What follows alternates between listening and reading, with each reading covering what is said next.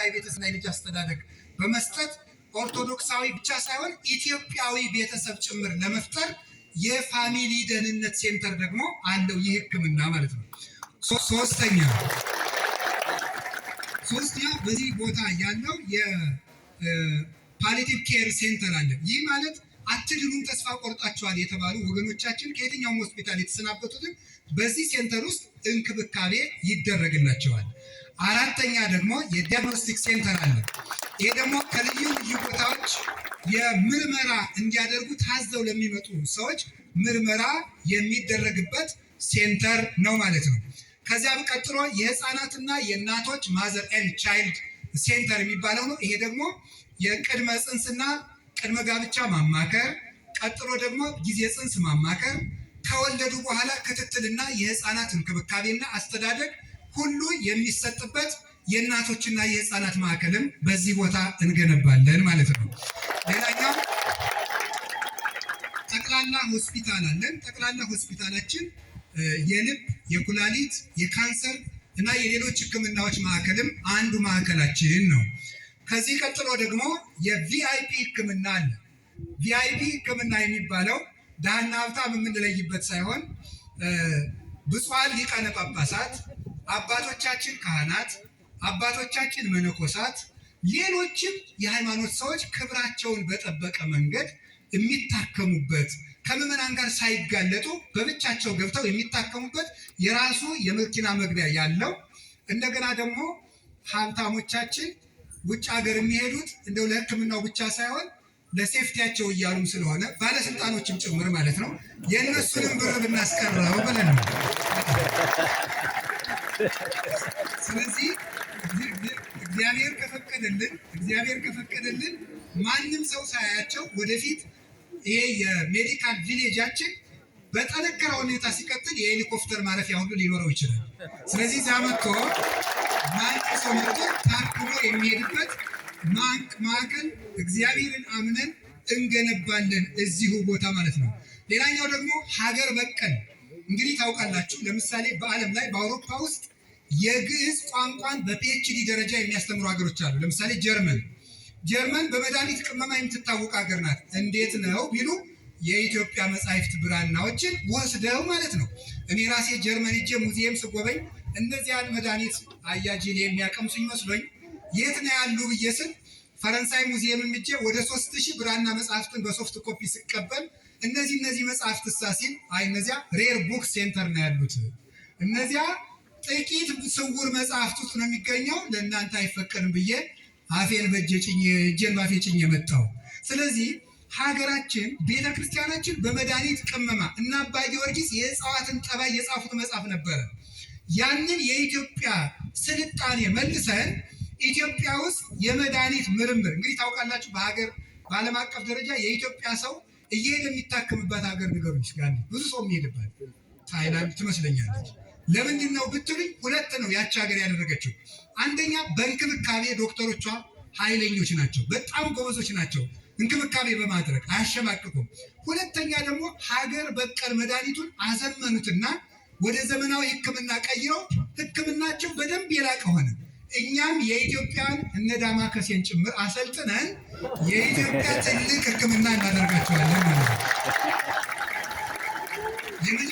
የመጨረሻው ለሀገር የሚያዝኑ የኢትዮጵያን ሕዝብ የሚያገለግሉ ቀለም፣ ዘር፣ ጎጥ፣ ሃይማኖት ሳይለዩ ሰውን ሁሉ አዝነው የሚያገለግሉ የሕክምና ባለሙያዎችን የምንመርቅበት የሜዲካል ኮሌጅ ሴንተር ደግሞ አለን። የሕክምና ትምህርት ቤት አለን ማለት ነው። እነዚህን ሴንተሮች ገንብተን የምናጠቃልልበት ጊዜ ሁሉም እነዚህ ቪሌጆች የሕክምና ቪሌጁ ተሰርቶ ለመጠናቀቅ 9 ዓመታትን ይፈጃል። ሁሉም ተሰርቶ ለማጠናቀቅ አሁን በወጣው በጀት 3.3 ቢሊዮን የኢትዮጵያ ብር ይፈጃል። ቀጥሎ ሕክምናውን የሕክምና ሴንተሩ ሆስፒታሏን አንዷን ሴንተር ሰርቶ ለማጠናቀቅ በግምት ከ2 ዓመት እስከ 3 ዓመት ሊፈጅ ይችላል ማለት ነው። ሰርቶ እንደተጠናቀቀ ስራችን እንጀምራለን ማለት ነው። ከዚህ በመቀጠል እሰይም ውስተ ጽዮን የመጨረሻ ንግግሬ ነው።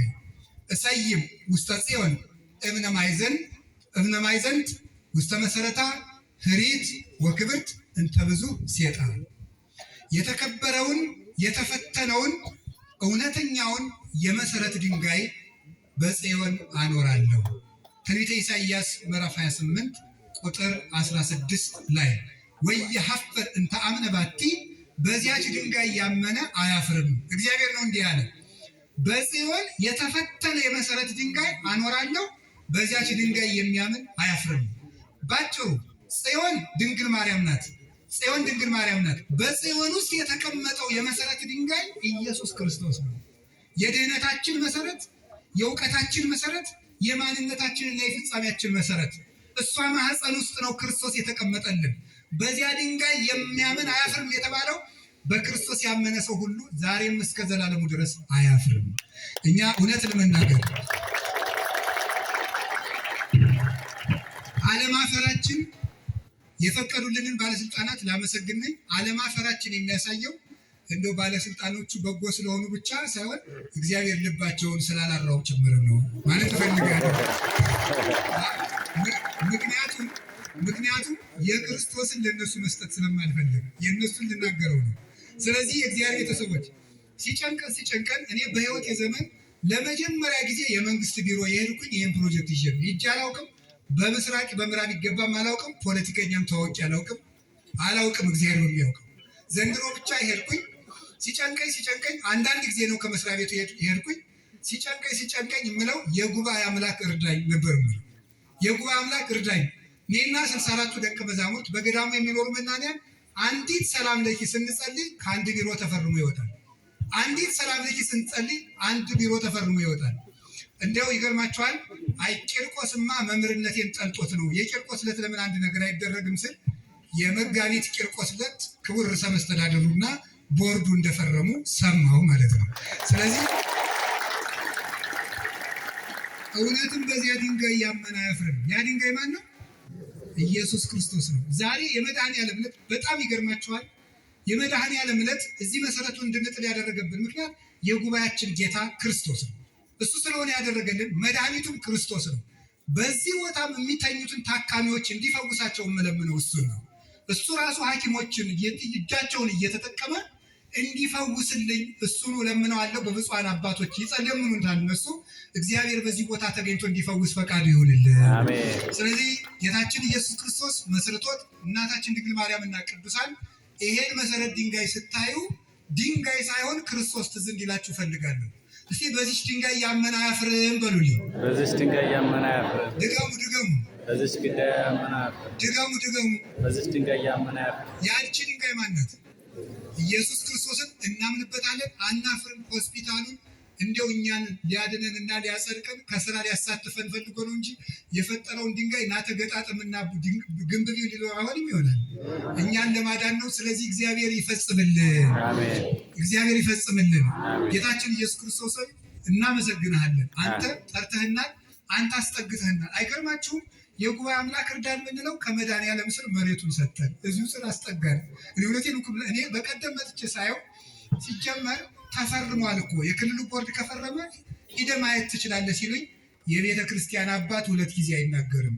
ባላለቀ መሬት እጄ ጎለል እያልኩት አይቼ ነገ ቢሰረዝስ ብዬ ሳልመጣ ከርሜ ካርታና ፕላኑን ስቀበል መጥቼ ሳየው መድኃኔዓለም ጠብቆት ነው እንጂ ከአስፓልት ዳር እንዲህ ያለ ቦታ እስከዛሬ ተጎልቶ ይቆያል። ይህን መድኃኔዓለም አይደለም ያደረገው። ይህን መድኃኔዓለም ነው ያደረገው። ደግሞ ዛሬ መድኃኔዓለም ነው ያለ። ከየት ዳር ነው ይሄው ያለ? የት ነው ቤተክርስቲያኑ?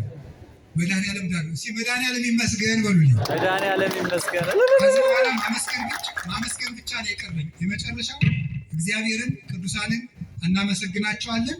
በመጨረሻም የፈቀዱልንን በኢትዮጵያ ኦርቶዶክስ ተዋሕዶ ቤተክርስቲያን ጠቅላይ ቤተ ክህነትን ከልብ አድርገን ክቡር ብፁዕ ስራ አስኪያጁን ጨምሮ የእቅድና ልማት መምሪያ ይህን ፕሮጀክት የሚመራው ነው።